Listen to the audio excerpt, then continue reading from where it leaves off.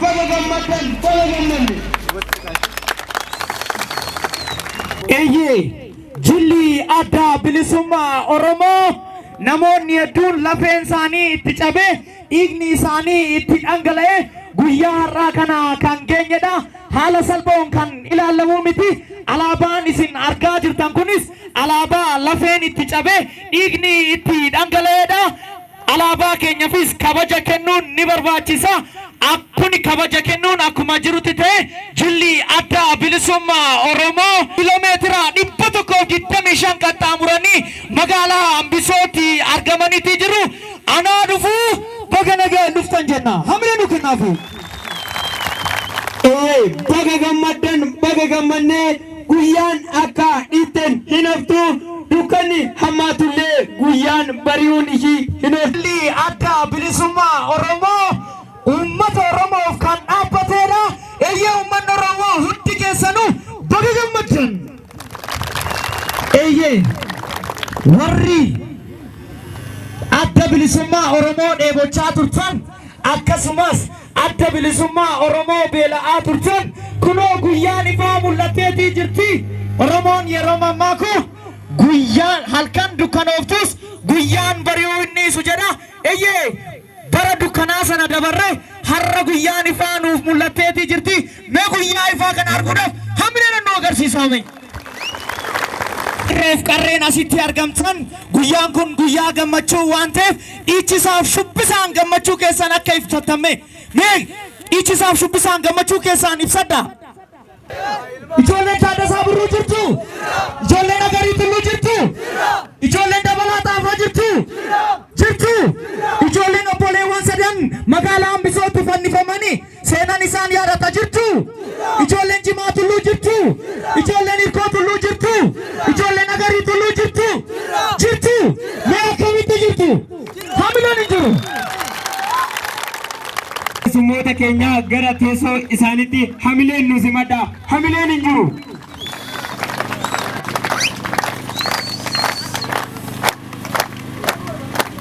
Hamileen hin jiru ammallee hamilee.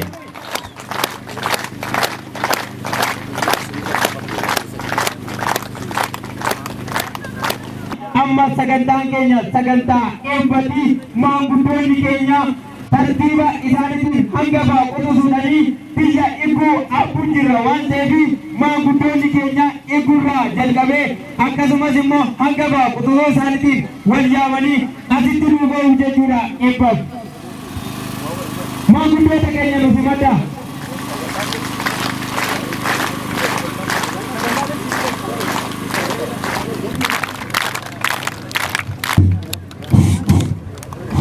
Akka dhugaatitti gadaa shanii Oromoo salaalee gosa sagalii amma waamnu namoonni nu waamne asitti argamuu qabdan.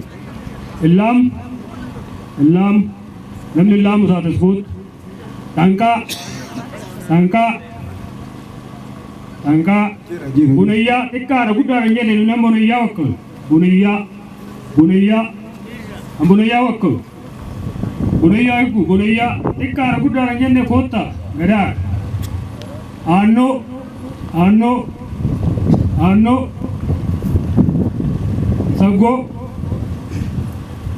Saggoo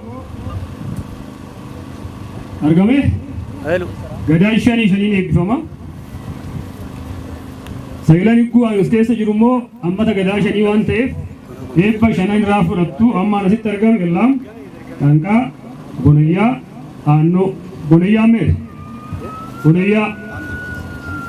Bunayyaa namni tokko nan qaba. Aannoo Bunayyaa Saggoo yeroo biraa waamne akka hin jenne. Ayyaa waaqechaan hundaa lafachaan hundaa waan nagaan oole nagaan nu haa bulchu hamaa nurraa haa qabu tolaa nutti haa qabu xiqqaan nu haa guddatu guddaan nu haa bulu wal nu haa beeksisu tokkummaan keenya haa cimu Oromoon kaaba jiran kibba jiru ol haa beeku uummanni Oromoo garaan isaa wal haa ta'u akka nu jenne waa hin haa jedhu akka nu jenne laftaa jedhu akka nu jenne aadaan keenyaa jedhu akka nu jenne seenaan keenyaa jedhu akka nu jenne seenaan keenyaa jedhu waa hin saraalee haa jedhu waa hin luggoo haa bu'aa jedhu xiqqaan nu haa guddatu guddaan nu haa bulu. Arsuluu haa taatu dhugaan tulluu haa taatu. Ani eebbifatu nama haa ta'u ani itti guutuu waaqa haa ta'u. An jenne tolaa tolli nu haa ga'u. Qabsoon keenya itti fufee tokkummaa keenya nu haa cimsu hunda afaan nu haa beeksisu. Akkatti jettee jedhe tolaa waaqaan nagaan nu bulche nagaan nu haa oolchu. Irraa gora nu haa oolchu. Dogoggora nu haa oolchu. Biyya keenya biyya nagaa haa godhu. Biyya saglanikuu nagaa haa godhu. Xinnaan nu haa guddatu. Guddaan nu haa bulu. Wallaalan keenya haa beeku. Beekan keenya haa bulu. Qeerroo nurra haa bulchu. Qeerroo wajjin haa bulchu. Biyya keenya biyya nagaa haa godhu. Sanyiin kan abbaa qotee haa ta'u. Karri kan abbaa horee haa ta'u. Ilmi kan abbaa dhalchee haa ta'u. Waaqni falfalaa haa balleessu. Kunoo duudhaa keenya kana duudhaa Oromooti nu duudhadha. Duudhaa kana duudhaa nagaa nu haa godhu. Duudhaa nagaa nu haa godhu. Walqixxee oolchee nu haa bulchu. Mormi keenya haa baroodhu. Galtiin nu haa marrattu. Oromoon afaan walaa beeku. Diinni Oromoo daaraa haa ta'u. Oromoon haa mo'u. Bakka nani wallaale rabbitti haa guutu.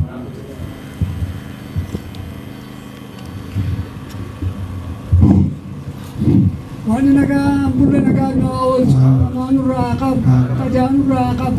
Kinnoon akkanumatti ayyaana Oromoo keenyatti guddifanne jennee akkanumatti nu haa guddatu. Akkanumatti nu haa guddatu. Gajaan ta'an Oromoo haa ta'u. Diinni Oromoo waan daaraa haa godhu. Daaraa ishee haa godhu. Xiyyitiin ishiin ittiin deemtu bishaan haa ta'u. Keenya abidda haa ta'u. Oromoon waaqa kadhateeti waaqan bulaa waan nu haa dhaga'u. Lafti nu haa dhaga'u. Akkanumatti Oromoon biyya jiidhati jiidha kana jiidha nu haa godhu. Duumessa isaanirraa haa qabu. Aduu kana garba haa gatu. Afaan wal nu haa beeksisu. Warra qarshiidha nu attaananu kanalleen isaan nurraa haa balleessu.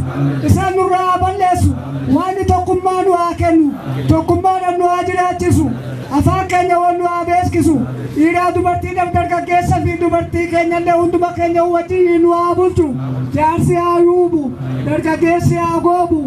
Akkanumatti kinoo warra har'a godina irraa dhufee warra caffee irraa dhufee ta'e asitti wargee kana bootaan tuni bootaa dhugaa haa taatu. Bootaa caffee haa taatu. Aanaan keenyallee godinni keenyallee godina biraatiin dorgomee toyyuu gara fuulduraatti wajjin misoomaatti haa galu. Misoomatti haa galu. Loraa mortichaa rabbi haa balleessu. Eebbisaan nama haa ta'u. Itti guutuu waaqa haa ta'u. Kanatti waaqa lafa haa ga'u. Hamaan diina haa ga'u. Nagaan bulle nagaan nu haa oolu. Waaqa nagaa jala nu haa oolu. Lafa nagaatirra nu haa oolu. Kinoo akkanumatti tokkummaa keenya kana haa cimu. Oromoon haa lo'u. Oromoon haa lo'u. Akkanumatti tokko nu haa godhu. Eebbifataan lama haa ta'u. Itti guutaa waaqa haa ta'u. Egaa nagee. Eebbarraan haasaa baga nagaan dhuftanii obbo Mindaa Mangistuu gara waltajjiitu nu simadha.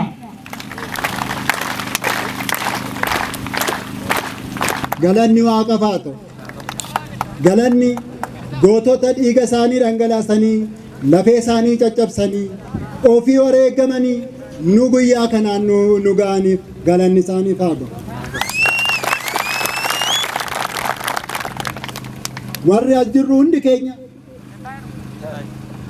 yoo hanqate yoo fira abbaa obboleessa obboleettii yoo kan sababa oromummaatiin wareegaman yoo dhabnellee nama beeknu kan wareegame kan wallaalle hin jiru.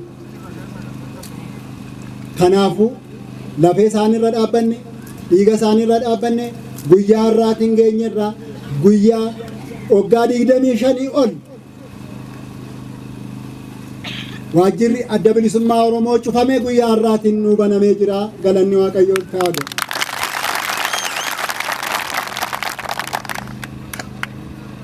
Gara haasaa biraatti kabajamoo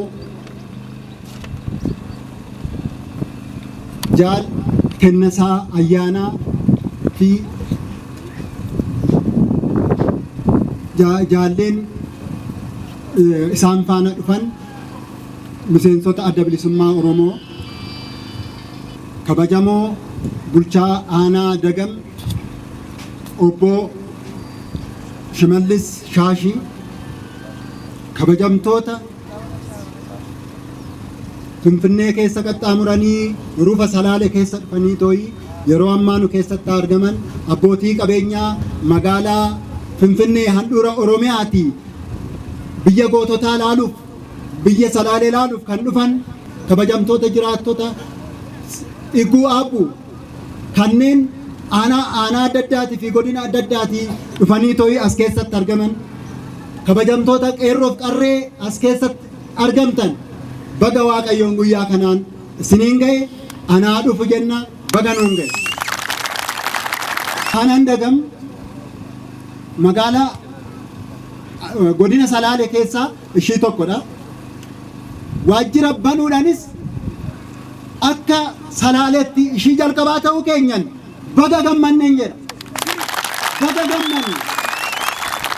Jaalqinnasaa haamleedhaan nu simattu jechuudha. Na'u kalchaa. Ammallee na'u kalchaa.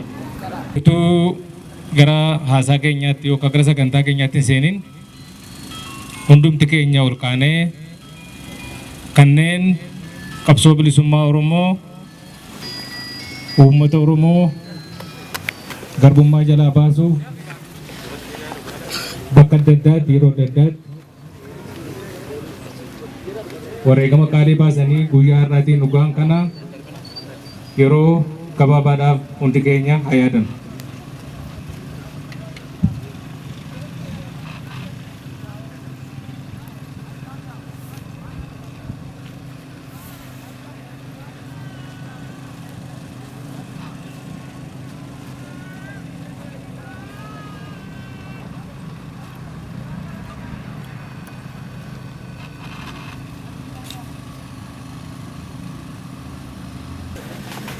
Uummata Oromoo godina Shawaa Kaabaa naannaa Salaalee maanguddoota biyyaa harmootii ijoollee qeerroof qeerrittii akkasumas immoo bulchaa aanaa kanaa qataan Obbo Shimallis Shaashee akkasumas hoogganotaaf qondaaltota adda bilisummaa Oromoo abbootii gadaa akka waliigalaatti immoo uummata godina kanaa uummata Oromoo Salaalee baga guyyaa har'aa waliin geenye guyyaan har'aa guyyaa seena qabeessa guyyaa waggaa 27 teenyee alaabaan keenya masitti mul'attu kun waggaa 27 deebitee har'a lafee fi dhiiga ijoollee Oromootiin deebitee adanatti har'a gad dhaabbachuu ishee arguu keenyaaf akkasuma waajjira waggaa 27 dura garboonfataan humnaan nurraa cufee nu ilmaan biyya keessaa nu baasee ofii biyya keenya irratti abbaa biyyaa ta'ee waggaa 27 nu dhiibaa ture. Har'a qabsoo ilmaan isaa godheen uummanni kun kana deebifatee banachuun seenaa guddaadha. Kanaaf baga kana geessan baga waliin geenye baga gammaddan baga gammanne isiniin jedha.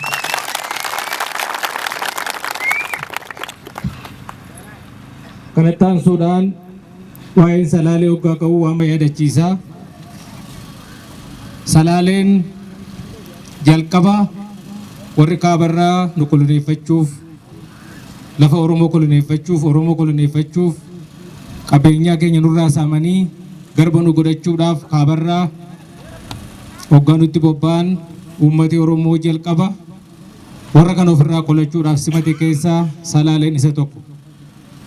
Kana seenaa Oromootii fi seenaa qabsoo bilisummaa Oromoo keessatti waan yaadatamudha.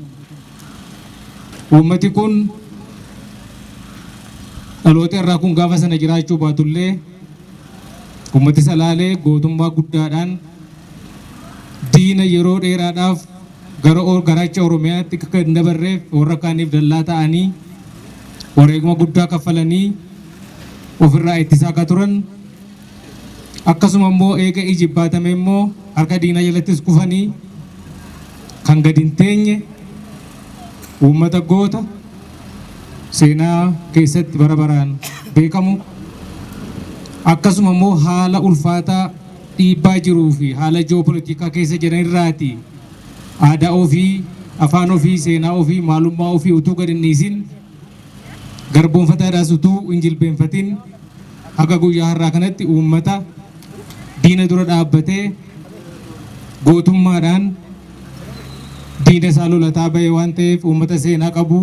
Kanaaf baga gammaddan, baga gammanne, baga guyyaa har'aa kanaan isin ga'een isiniin jedha. Garboonfataa duratti ofirraa faccisuu qofa utuu hin taane warra hadhaa garbummaa nutti fide kana arganii dachee kanarraa kan dhalatan kanneen akka Jeneraal Taaddasaa Birruufaa, akka garee Tulluu Fa'ii fi kanneen kana fakkaatan lafa kanarraa kan dhalatan, dachee kanarraa kan dhalatan garboonfataadhaaf hin ciifnu. Garboonfataan uummata keenya miidhuu itti fufuu hin qabu jedhanii murteeffachuudhaan gara mirga uummata kanaaf falmuutti kan seenan. Akkasumas dhaaba har'aa guyyaa har'aa dhufee addanatti waajjira bane kana adda bilisummaa Oromoo bu'uuressuu keessatti qooda kan qabu Jeneraal Taaddasaa Birruu. Dhaaba kana bu'uuressuuf eega dhaabi kun bu'uureffames immoo dhaaba kana hooggansa kennuun hamma gaafa guyyaa lubbuun isaa wareegamtutti kaayyoo har'a adda bilisummaa Oromoo qabatee jiru kan akka itti cichee wareegame. Kanaaf gama kaaniin dachee goototi akkasii keessa dhalatte waan taateef baga dhiiga isaaniitiin lafee isaaniitiin guyyaa har'aa kanallee agartanii isin jechuu barbaada. Gara jabana boodinaa kanas qeerroon bilisummaa Oromoos akkasuma adda bilisummaa Oromootiin ijaaramee qabsoo finiinsuudhaan mirga Oromoo haga guyyaa har'a wal agarree kunoo waajjira keenya kana banannuu kanatti kabachiisifachuu dandeenyeerra. Haa ta'u malee mirga kana kabachiisnee mirgi Oromoodhaaf ga'eera kanuma duwwaadhaan dhaabbataa akka jedhu miti. Adda bilisummaa Oromoos kan inni karaa nagaatiin uummata koo keessatti qabsoon godha jedhee deebi'ee mirgoota Oromoon har'a of harkatti galchan, mirgoota Oromoon har'a wareegama isaatiin harkatti galfate kana qabannee jabeeffannee tokkummaa keenya jabeeffannee wal qabannee hojii hojjetamuu qabu gara fuulduraatti jiru hojjennee mirgoota Oromoo ka Oromoon barbaadu bakka Oromoon ga'uu barbaadu ka sagantaa siyaasaa adda bilisummaa Oromoo keessatti kaa'amee jiru haga uummati kun hiree isaa ofiin murteeffatutti biyya isaa irratti ofii isaatiin abbaa biyyaa ta'utti jabaannee akka hojjennu akka addaatti immoo qeerroon bilisummaa Oromoo qeerroon Oromoo wareegama guddaa baaftanii diina taankiif matireessaan uummata keenyatti bobba'ee lolaa ture ofirraa kaaftanii har'a haalatti walitti dhufnee haasofnu kanaan akka geenyu waliin hojjennee geenye dadhabne nuffine bakka amma nu geenye kun bakka Oromoon barbaadu geenyeerra jennee of dagachuu utuu hin taane amna dheeraatu nu fuuldura jira. Amna dheeraa nu fuuldura jiru sana wanneen adda addaa afaan faajjii uuman nu gidduutti afaan faajjii uuman qeerroo gidduutti afaan faajjii uuman kanaaf gurra utuu hin kennin mirga Oromoon barbaadu isaa hafee jiru bakkaan ga'u irratti dirqama guddaa isinirraa eegama. Kanaaf isinis dirqama keessan gama kanaan akka isin baatan gama kanaan dhaamsa isinii dabarsuu barbaada. Gama kaaniin qabsoon godhamaa jiru kun uummata Oromootiif malee eenyuu miti. Yeroo nama nu keessa jirru kun yeroo Oromoon ilaalcha siyaasaatiin yookaan dhaaba adda addaa ta'uudhaan dhimma Oromoo dantaa Oromoo gara cinaatti dhiibee ofii isaatii walitti deebi'ee wal miidhu yookaan wal dhiibu miti.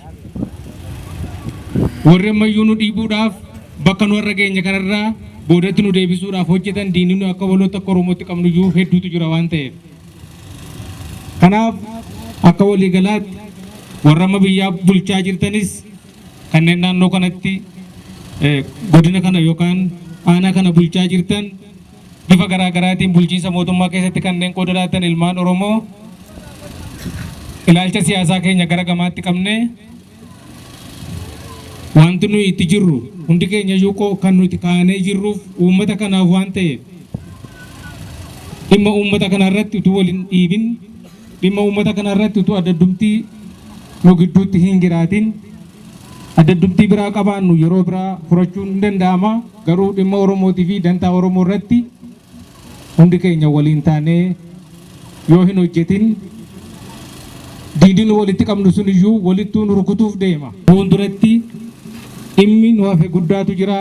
Tokkummaa keenya jabeeffannee waan nu hafu galii keenya ga'uudhaaf karaa nu hafetu jira. Karaa nu hafe sanaa jabaannee yoo hojjenne akka injifannu shakkii tokko hin qabnu. Kanaaf jabaattanii waan hafe kana bakkaan ga'uurratti akka qooda keessan namuu mataadhaan laattan gamoo kanaan waamicha keenya isinii dabarsuu barbaadu. Waajjirri har'a baname kun kan nagaa, kan milkii, kan keessatti hojjennee injifannoo galmeeffannuu bilisummaa uummata keenya bakkaan geenyu, abbaa biyyummaa uummata keenya bakkaan geenyu akka nuuf ta'u abdii qabna. Waan dhaggeeffataniif galatooma. Injifannoon uummata Oromoof. Naaf kalcha. Kabajamoo miseensa gumii sabaa adda bilisummaa Oromoo Jaal Kennasaa Ayyaana. Kabajamoo gaazexeessaa fi barreessaa Jaal Yaazoo Kabbadaa. Kabajamoo fi kabajamtoota keessummoota keenya asitti argamtan abbootii gadaa, jaarsolii biyyaa, akkasumas keessummoota keenya Finfinneedhaa daandii dheeraa qaxxaamuruudhaan uummata keenya dubbisuu qabna, itti deemnee ilaaluu qabna, isaaniin arguu qabna jedhanii Oromoota Finfinnee Boolee Arraabsaarraa asitti argaman ilmaan Ekkaa, ilmaan Abbichuu, ilmaan Gullallee asitti nu wajjiniin argamaniiru. Isaaniin galateeffachuun barbaada. Baga nagaan dhuftanis.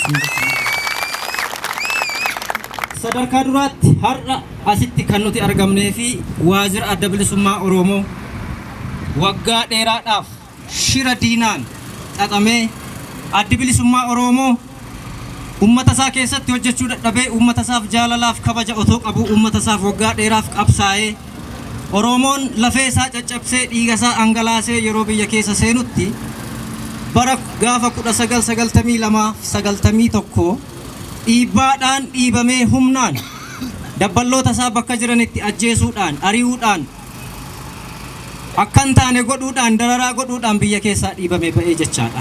Akka godina Salaaleetti argamnee aanaa Dagam magaalaa Hambisootti waajjirri adda bilisummaa har'a akka fakkeenyaatti godina kana keessatti gaafa banamu baga gammaddanii baga wajjumaan gammanne isiniin jechuun barbaada. Waajjirri adda bilisummaa Oromoo waajjiroota biyya kana keessa jiranirraa addadha. Sababiin isaas wanti adda isa godhu waajjira kana keessatti kan hojjetu ilmaan keessanii warra isiniif qabsaa'aa ture warra dararaa hedduu irra ga'aa turetu waajjira kana keessatti isin wajjiniin hojjetaa jechaadha. Kanaaf waajjirri kun akka maalitti fudhanna nuti odaadha. Waajjirri adda bilisummaa Oromoo waajjira qofaa otoo hin taane odaadha jechaadha. Odaa jalatti immoo Oromoon aadaaf duudhaasaa safuusaa achitti wal ga'eeti rakkoosaa bal'inasaa gammachuuf gaddasaa achitti walitti mataa jechaadha. Har'a uummanni Salaalee gammachuu addaa qabdu baga gammannee baga wajjiniin gammanne isin jechuun barbaada. Diinni keenya yeroo ce'umsaa keessatti wanti nama qunnamu baay'eetu jira. Dubbiin akka gaafa bosona jirru salphachuu iyyuu dhiisuu danda'a ta'a.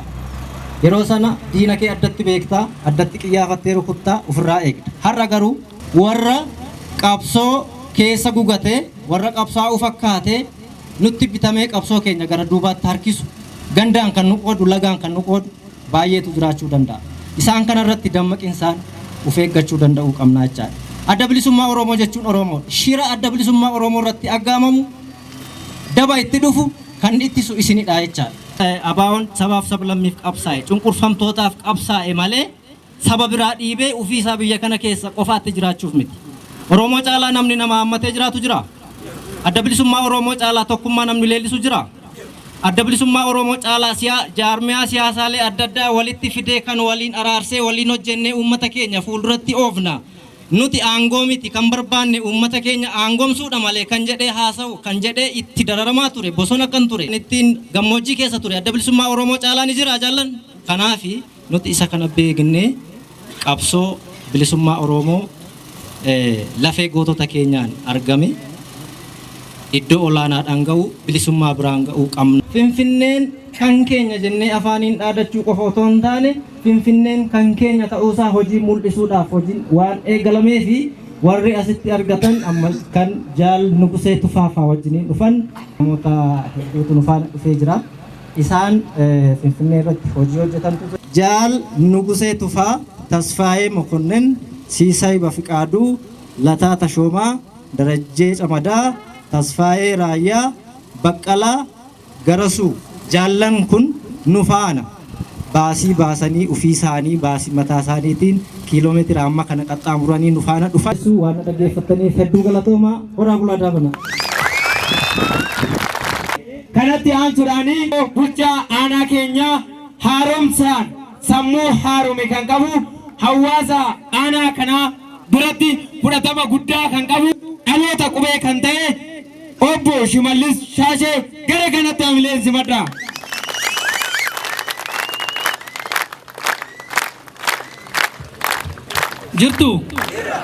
Jirtu baga jiraattan baga kanaas hin gahe kabajamoo obbo Kennasaa Naga'oo, kabajamtoota ummata Iggoo Abbuu, kabajamtoota qeerroo aanaa Dagam, kabajamtoota qarree fi qarree bakka kanatti argamtan duraan dursa guyyaa seena qabeessa Salaal biyya gootaa kanneen Jeneraal Taaddasaa Birruu, Sadan Tulluu, Agarii Tulluu, Irkoo Tulluu, Jimaa Tulluu, Badhaadha Dilgaasaa, Tafarii Baallamii,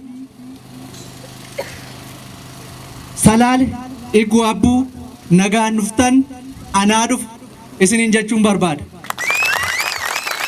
Kanatti aansuudhaan akkuma beekamu uummanni Oromoo kaleessa qabsoo innis qabsoo waggaa 150 geggeessaa ture keessatti qabsoon geggeessaa ture karaa bittinnaa'een karaa waliin dhageenyeen karaa hedduu waggaa 150 deemnee ture.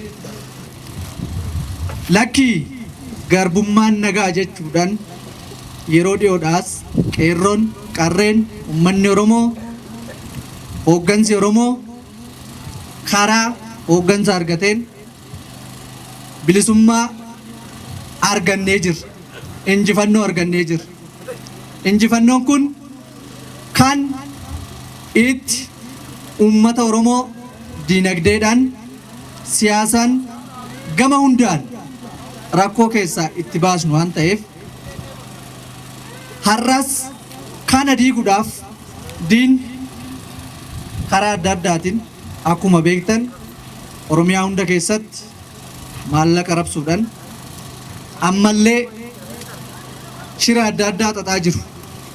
Soo shira kana qorachuu kan danda'u, qolachuu kan danda'u qeerroo fi qarree uummata kana waan ta'eef kaleessa tokkummaa dhabne, gurmaa'uu dadhabne, wallaggeeffachuu dadhabne.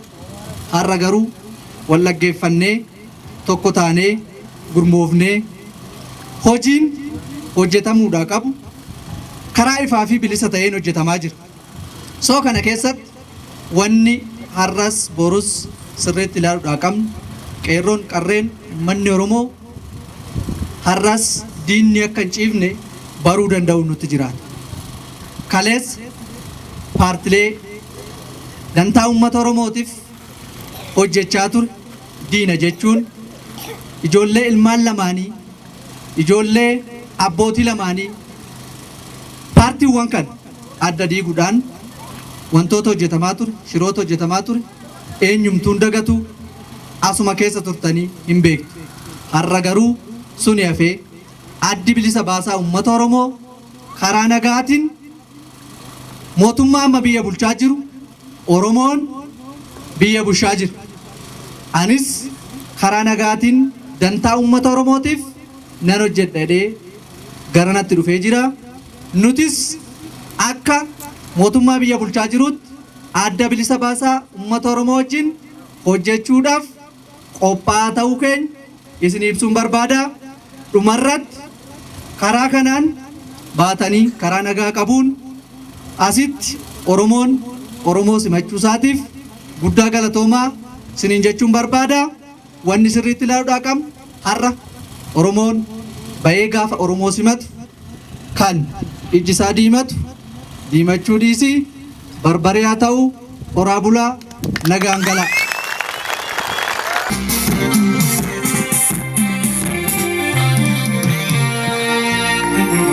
Ya ilma badada margan ya korma badada margan ya gota ko ilana malalti male ya qirro ko rakki nagara mal targa hamle dijiru gerarina jettu geraru relata jadi jattu me jadu relata habote barite darai alkani namagara nani kinu markan namni namni satin tane afuya maralata namni sabasatin tane afuya maralata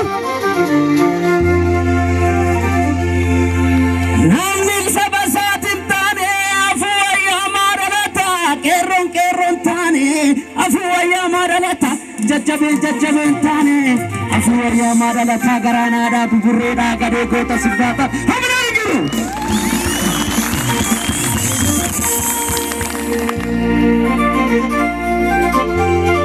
warra baraambara sikalee jechuuni har'a hin hojjatu darbee barrisuni warra baraambara sikalee jechuuni har'a hin hojjatu darbee barrisuni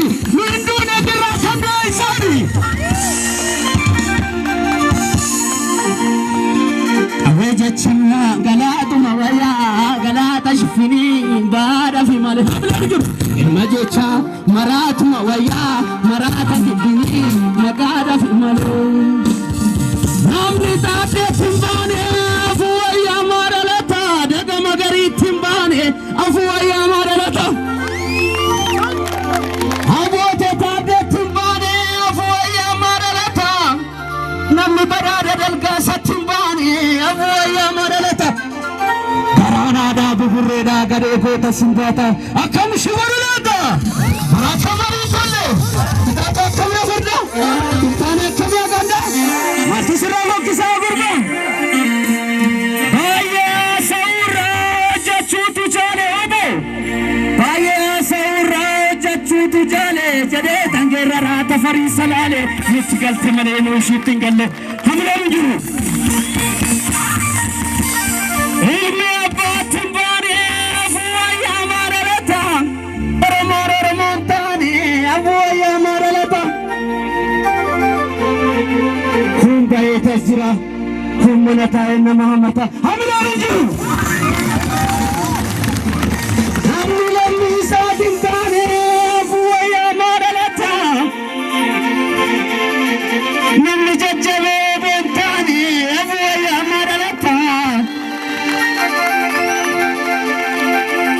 namni saba isaatiin taane afuwayya maralata garanaadha gugurreedha gadee goota simbaata terroriste barreeffachaan terroriste gambara naatiin sintaa'u mugurii gaala baadoo dalgoon mugurii gaala baadoo dalgoon mugurii gaala jajjabeetiyya jabaadhu yaa qeerroo biyya koo jabaadhu yaa qeerroo jirtu qeerroo jirtu obootiin jirtu obootiin dhaabbattu oromoo keessanii ni boontanii hamileen hin jiru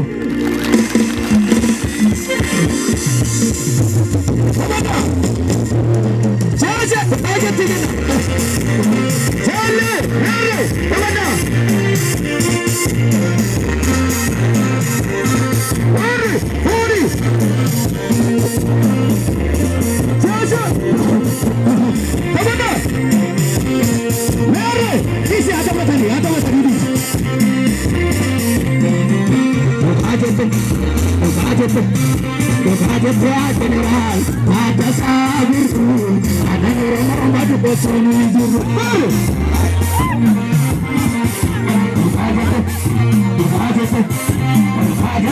jeneraal Taaddasaa Birruu aadaan Oromoo madu osoo nu jiru aadaan Oromoo madu osoo nu jiru.